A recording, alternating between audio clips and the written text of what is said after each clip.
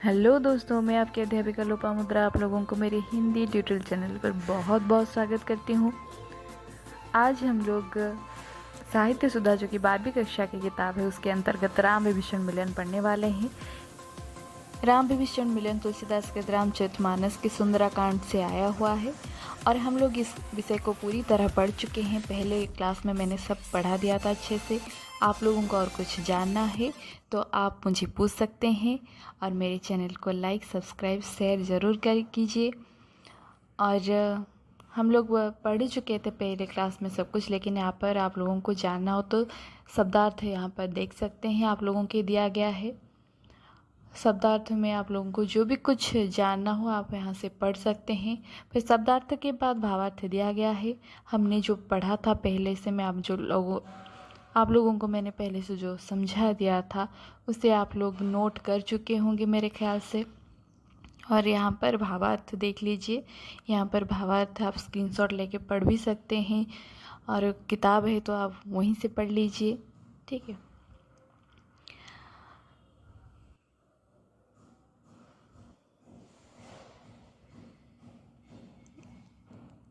तो भावार्थ के बाद यहाँ पर आते हैं इस पाठ के बारे में। इस पाठ के बारे में भी आप लोगों को यहाँ से एक शॉर्ट नोट भी मिल जाएगा जिससे आप लॉन्ग क्वेश्चन में यूज़ कर सकते हैं। किसी तरह की भी क्वेश्चन आए आप इसे आंसर बना के लिख सकते हैं और इसे पढ़ते रहिए। इसके अंदर से आप लोगों को आपकी क्वेश्चन के आंसर भी मिल जाएगी। और आज हम लोग पढ़ने वाले हैं प्रश्न और अभ्यास, ठीक है, उससे ही आलोचना करने वाले हैं। आज हम लोग कुछ पढ़ना नहीं है, इससे हम लोग पढ़ चुके हैं पहले क्लास में। तो सिर्फ प्रश्न और अभ्यास यहाँ पर हम लोग आज आलोचना करेंगे।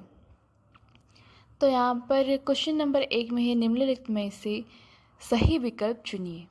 ठीक है, यहाँ पर 4 ऑप्शन दिया गया है क्वेश्चन के, आप लोगों को इससे सही विकल्प चुनना है। पहले क्वेश्चन में है, अपना अहित होगा ऐसा अनुमान कर शरणागत को त्याग करने वाला क्या है। तो इसका उत्तर आप लोग सोचिए क्या हो सकता है। जी हाँ, इसका उत्तर पूरे किताब के अंदर, पूरे पद्यांश में छिपा हुआ है, ठीक है। तो यहाँ पर अपना अहित होगा ऐसा अनुमान कर शरणागत को त्याग करने वाला पांवर है। तो यहाँ पर ख नंबर उत्तर ही सही रहेगा, ठीक है। तो ये जो शब्द है आपके किताब से लिया गया है, आपके पद्यांश से लिया गया है। मैंने आप लोगों को पहले क्लास में जो प्रश्न और अभ्यास आलोचना के वक्त भी कहा था कि आप लोगों को यहाँ पर विकल्प के अंदर प्रश्न के उत्तर अर्थ में बताए जाएंगे, फिर भी आप लोग उसे सही उत्तर सोच के मत चुनना, क्योंकि वह अगर आपके किताब में दी गई शब्द के साथ मिश्रित नहीं होता, पद्यांश के शब्दों के साथ मिलता जुलता नहीं हो, तो वो उत्तर सही नहीं होगा, चाहे उसके सही अर्थ आपके विकल्प में दिया क्यों ना गया हो। लेकिन आपको सिर्फ और सिर्फ वही शब्द चुनना है जो आपके प्रश्न के अर्थ को नहीं, आपकी किताब में दिए गए शब्द हो, ठीक है। ऐसा उत्तर ही हमें चुनना चाहिए। दूसरा प्रश्न है, अगर विभीषण सभित शरण में आए हो तो श्री राम उसे कैसे रखेंगे। तो इसका उत्तर है, आप लोग सोचिए, सखा जैसे, प्राण जैसे, अतिथि जैसे, नेत्र जैसे। यहाँ पर आपके काव्य में है, जो सभित आवा सरनाई रख्यूं ताहि प्राण की नाई।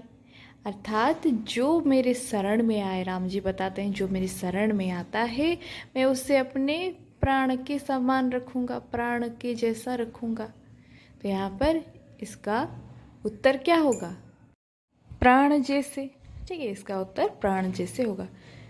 फिर 3 नंबर क्वेश्चन, विभीषण ने प्रभु का सुयस सुना है कि वे, मतलब यहाँ पर विभीषण ने प्रभु के सुयस सुना है कि वे क्या थे, ठीक है। ऑप्शन में है भवभीर भंजन, पापहरण, शरण रक्षण, मनोरंजन। तो आप ही सोचिए सही उत्तर क्या होगा। जो लोगों ने किताब बिल्कुल नहीं पढ़ा, शब्दार्थ बिल्कुल अच्छे से नहीं पता किया, ना ही उसने काव्य को अच्छे से पढ़ा, उसके लिए संपूर्ण चारों का चारों ऑप्शन सही उत्तर लगेगा, कंफ्यूज हो जाएंगे। लेकिन अगर जिसने अच्छे से काव्य को पढ़ा है वो सिर्फ क्या लिखेगा, भवभीर भंजन। ठीक है, तो विभीषण ने प्रभु के सुयस में उनके बारे में सुना है कि प्रभु भवभीर भंजन है, मतलब भय को हरण करने वाले, संसार के जन्म मृत्यु के भय को हरण करने वाले हैं, भवभीर भंजन है। ठीक है, जहाँ पर विभीषण ने कहा था श्रावण सुजस सुनि आय हूँ प्रभु भंजन भवभीर।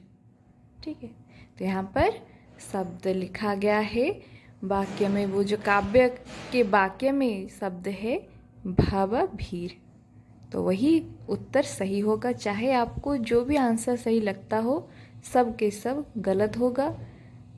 काव्य के अंतर्गत जो शब्द दिया गया है वही ठीक होगा। तो यहाँ पर 4 नंबर के प्रश्न में है विभीषण के प्रति राम के वचन कैसे थे। ठीक है, तो विभीषण के प्रति राम के वचन कैसे थे?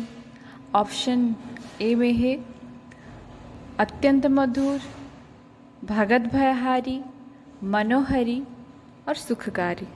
तो आपके विचार में सही उत्तर क्या रहेगा?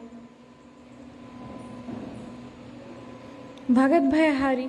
ठीक है, ख भगत भयहारी ही सही उत्तर रहेगा, क्योंकि आपने पढ़ा होगा जहाँ पर तुलसीदास कहते हैं अनुज सहित मिली दिग्ग बैठारी, बोले वचन भगत भयहारी।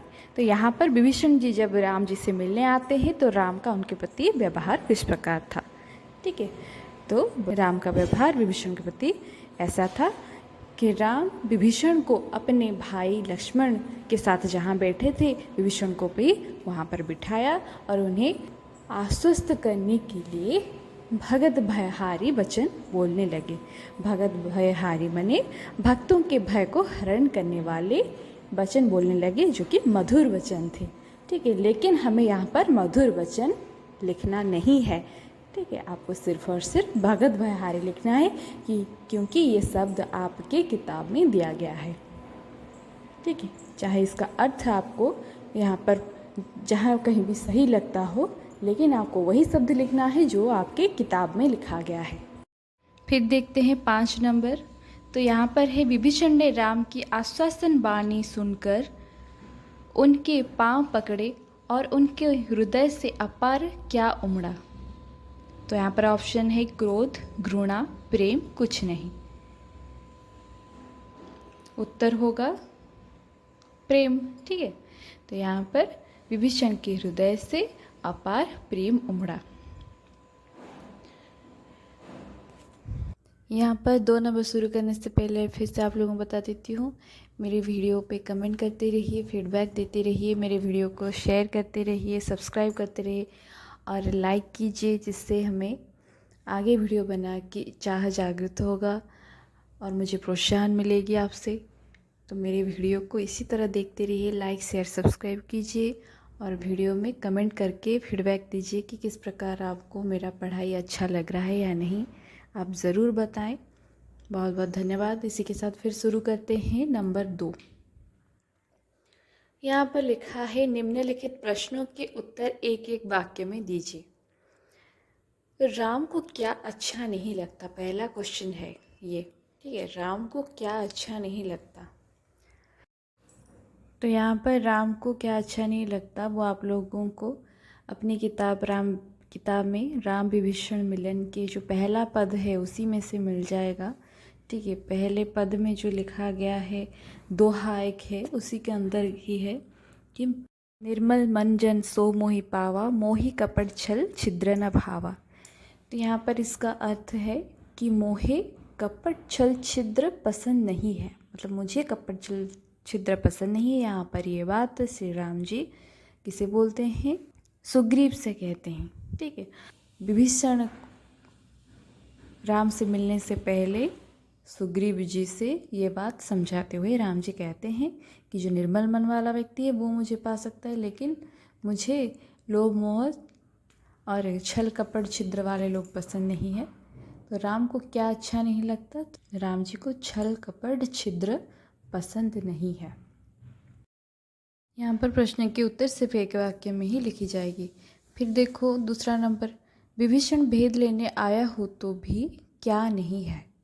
तो इसका उत्तर होगा विभीषण भेद लेने आया हो तो भी कुछ भी हानि का भय नहीं है। ठीक है। भेद लेने पठवाद से सीसा, तबहु न कछु भय हानि कपीसा। तो ये आपके किताब में ही है। तो आपको उत्तर मिल गया है कि कुछ भी हानि का भय नहीं है। ठीक है। तो 3 नंबर क्वेश्चन फिर देखिए, सुग्रीव विभीषण को कैसे राम के सामने लाए? सादर ते ही आगे फिरे बानर, चले जहाँ रघुपति करुणाकर। आपने पढ़ा होगा। तो उत्तर वही होगा कि सुग्रीव विभीषण को सादर मतलब आदर से उन्हें आगे आगे लेते हुए बानरगण श्री राम जी जहाँ पर थे वहीं ले चले। ठीक है। आंसर सिर्फ इतना ही लिखना है। 4 नंबर प्रश्न है, असुर का पाप से प्रेम होता है कैसे? असुर को प्रेम से पाप उस प्रकार होता है जिस प्रकार एक उल्लू को अंधकार रात्रि से प्रेम होता है। ठीक है, इतना ही आपको लिखना है। जैसे आपकी किताब में 2 उदाहरण है, सहज पाप प्रिय तामस देहा, जथा उल्लू कहीं तम पर नेहा। या फिर दूसरा है, ममता तरुण तमी अंधियारी, राग द्वेष उल्लुक सुखकारी। तो उल्लुक को क्या सुखकारी है? रात्रि अंधकार। उसी प्रकार असुरों को भी पाप प्रिय है। ये बात विभीषण ने राम को कहा था। ठीक है। उत्तर सिर्फ इतना ही होगा, ज़्यादा लिखने की ज़रूरत नहीं है। क्यों, किस परिस्थिति में, किस प्रकार उन्होंने कहा, ये सब बोलने की ज़रूरत नहीं। बस एक ही वाक्य में उत्तर लिखना है। जितना ही पूछा है उतना ही लिखना है। और क्यों कहा, किस परिस्थिति में कहा, आपको ये 2 मार्क या 3 मार्क प्रश्न में उत्तर देना है। ठीक है। फिर चलिए नंबर 5 देखते हैं। विभीषण ने कहा कि प्रभु पहले कुछ वासनाएं थी, लेकिन अब आपके शरण में आ जाने के कारण वह सब प्रीति रूपक सरित मनी, प्रीति रूपक नदी में बह गया है। ठीक है। तो आपको सिर्फ इतना ही लिखना है। यहाँ पर वासना शब्द का अर्थ है माया मोह। ठीक है। तो मेरे हृदय में कुछ इच्छाएं थी या मोह थी जो कि आपके शरण में आ जाने के कारण प्रीति रूपक नदी में वह सब धुल गई है, मिट चुकी है। विभीषण ने राम जी से कहा था, उरु कछु प्रथम बास न रही, प्रभु पद प्रीति सरित सो बही। फिर 3 नंबर देखते हैं, निम्नलिखित प्रश्नों के उत्तर 2 वाक्य में दीजिए। ठीक है। पहला क्वेश्चन है, दुष्ट हृदय से राम को समझाने नहीं आएगा, क्यों?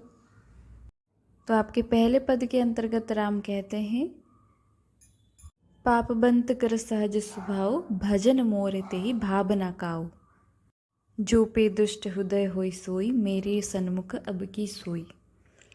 अर्थात यहाँ पर राम जी सुग्रीव जी से कहते हैं कि जो दुष्ट हृदय वाला होगा वो खल काम में प्रवृत्त रहेगा और ये उसका सहज स्वभाव होगा। वो चाह करके भी मेरा भजन नहीं कर पाएगा। अगर वो मेरा भजन भी करेगा तो उसमें कोई भाव ही नहीं होगी।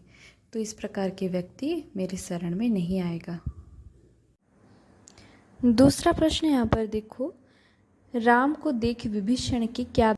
राम और लक्ष्मण दोनों भाइयों को विभीषण दूर से देख रहे थे और नयन को आनंद प्रदान करने वाले श्री राम के रूप सौंदर्य को विभीषण ने अच्छे से देखा।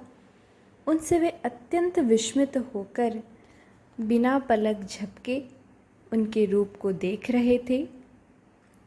विभीषण का शरीर रोमांचित हो रहा था और उनकी आँखों में प्रेमाश्रु भर गए थे।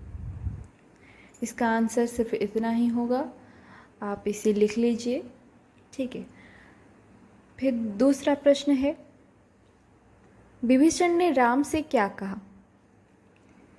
श्री राम के रूप सौंदर्य से विस्मित होकर विभीषण ने श्री राम से कहा, हे प्रभु, मैं दशानन रावण के सगा भाई हूँ। मेरा जन्म असुर कुल में हुआ है। मेरा शरीर पापमय है। जिस प्रकार उल्लू को रात्रि के घनघोर अंधेरा पसंद है, उसी प्रकार मुझे भी पाप करना प्रिय है। सिर्फ इतना ही आप लोगों को लिखना है। आप मैं जो बोल रही हूँ उससे नोट करते चलिए, ठीक है। फिर देखते हैं 4 नंबर का क्वेश्चन। राम को कौन प्राण समान प्रिय है? तो राम यहाँ पर कहते हैं, जो व्यक्ति दूसरों को सहायता करता रहता है और उसका यह निरंतर नीति है, और साथ ही ब्राह्मणों के चरण में वो श्रद्धा रखता हो और साकार भगवान को आराधना करता हो, वही मुझे प्राण समान प्रिय है। यहाँ पर 5 नंबर क्वेश्चन देखिए। क्रोधानल में जलते विभीषण को राम ने क्या दिया? रावण के द्वारा प्रताड़ित होकर क्रोधानल में जलते हुए विभीषण को श्री राम जी ने राज्याभिषेक करके तिलक करके उनका अखंड लंका राज्य सौंप दिया। यहाँ पर 4 नंबर क्वेश्चन देखिए। निम्नलिखित प्रश्नों के उत्तर 3-4 वाक्यों में दीजिए। जीव को विश्राम कब तक नहीं मिलता?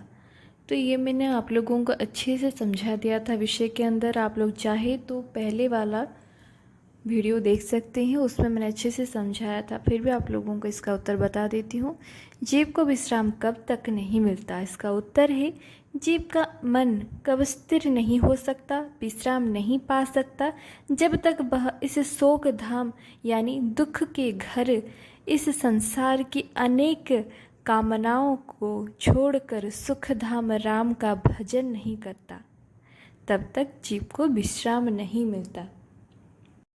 आपको सिर्फ इतना ही लिखना है। आसानी से समझने के लिए मैं आप लोगों को फिर से बता देती हूँ कि जब तक मनुष्य अपने मन को लोभ मोह माया में बांध देगा, यानी शोक धाम मतलब दुख के घर में अपने मन को बांध देगा, और जब तक वो राम जी का भजन नहीं करेगा, तब तक वो सुख धाम में नहीं रह सकता, वो शोक धाम में रहेगा और उसे विश्राम प्राप्त नहीं हो सकता। ठीक है, फिर चलते हैं दूसरे प्रश्न की ओर। विभीषण ने अपना कुशल किसमें माना? राम जी के दर्शन पाने के बाद विभीषण ने उन्हें कहा कि आपके पद के दर्शन होने के कारण मुझे कुशलता प्राप्त हुई है, क्योंकि श्री राम ने उनको अपना मान करके उन पर दया किया है, जिससे विभीषण भय मुक्त हो गए और उसमें उन्होंने अपना कुशल माना है। आशा करती हूँ आप लोगों को ये समझ में आ गया होगा। चलिए देखते हैं नंबर 3। राम का स्वभाव कैसा है जिसे शंभु भुसुंडी भी नहीं जानते हैं? विभीषण के मीठे वचन को सुनकर रामचंद्र ने अपने स्वभाव के बारे में कहा था। उनके कहने के अनुसार काक भुसुंडी, पार्वती, शिवजी भी उनके स्वभाव नहीं जानते हैं। अगर कोई मनुष्य जड़चेतन जगत का द्रोही हो और उससे भयभीत होकर मेरा शरण में आया हो, उसे मैं बहुत शीघ्र साधु के समान बना दूंगा। 4 नंबर देखिए। सगुण उपासक का मतलब क्या है? भगवान के उपासक सगुण और निर्गुण दोनों प्रकार के होते हैं। निर्गुण उपासक निराकार ब्रह्म की उपासना करते हैं और सगुण भक्त साकार भगवान की उपासना करते हैं, मतलब मूर्ति पूजन करते हैं। तुलसीदास के अनुसार सगुण भक्त दूसरों के हित करने के साथ साथ अगर ब्राह्मणों के चरण में प्रेम श्रद्धा रखते हैं तो श्री राम उनको प्राणों के समान श्रद्धा करते हैं, अपने हृदय में रखते हैं। आप लोगों को इसका उत्तर बस इतना ही लिखना है। फिर देखते हैं 5 नंबर का प्रश्न। राम ने विभीषण को लंका का राज्य किस प्रकार दिया? इसका उत्तर है, विभीषण ने राम से वर मांगा कि हे कृपालु, मुझे शिवजी के मन को प्रिय लगने वाली अपनी पवित्र भक्ति दीजिए। प्रभु श्री राम ने एवमस्तु कहा, अर्थात तथास्तु कहा। उन्होंने तुरंत समुद्र का जल मांगा और कहा, हे सखा, यद्यपि तुम्हारी इच्छा नहीं है, पर मैं जगत में मेरा दर्शन निष्फल नहीं होने दूंगा। ऐसा कहकर राम ने विभीषण का राज तिलक कर दिया, यानी राजाभिषेक खत्म किया और उन्हें अखंड लंका राज्य के अधिपति बना दिया। तो यहाँ पर आप लोगों का पूरा ये जो शॉर्ट क्वेश्चन ख़त्म हो गया है। अब लॉन्ग क्वेश्चन हम लोग पढ़ने वाले हैं। लॉन्ग क्वेश्चन देखने के लिए मेरे चैनल को सब्सक्राइब कीजिए, मेरे वीडियो को लाइक शेयर कमेंट कीजिए। मेरी वीडियो को इसी तरह देखते रहिए। मैं आप लोगों के लिए आने वाले वीडियो में इसके लॉन्ग क्वेश्चन लेके आऊँगी। मेरे साथ इसी तरह बने रहिए, देखते रहिए मेरे चैनल को। धन्यवाद।